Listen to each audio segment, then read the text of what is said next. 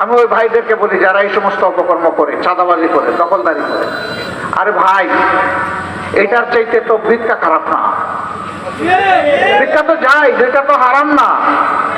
তোমার যদি কিছু করার সামর্থ্য না থাকে তাহলে আমার ভিক্ষুক ভাই বোনদের মতো তুমিও সেই পথ বেছে নাও, অসুবিধা নাই তো।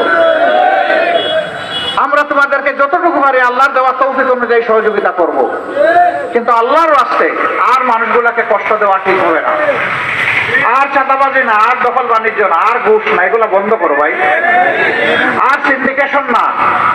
ছোট ছোট ব্যবসায়ীরা তারা সামান্য পুঁজি দিয়ে ব্যবসা করে, হঠাৎ করে দেখবেন যে জাম দিয়ে একটা পণ্যের দাম বেড়ে গেছে। বাজারে পণ্য আছে, হঠাৎ করে শেষ হয়ে যায়নি। ওরা সিন্ডিকেট করে সিদ্ধান্ত নিয়েছে যে এখান থেকে আমাদেরকে কিছু কামাই করে ফেলতে হবে। মানুষ এখন মাথা গরম করে ঝগড়াঝাটি করে দোকানে কিনতেছে। হ্যাঁ, কালকে আপনি দিলেন আমাকে 10 টাকা কেজি ধরে, আজকে কেন 14 টাকা আপনি চাইবেন? আপনি ভালো মানুষ না, আপনি ডাকাত। লড়াই করতেছে কার সাথে? আমার এই ছোট্ট দোকানি ভাইটার সাথে।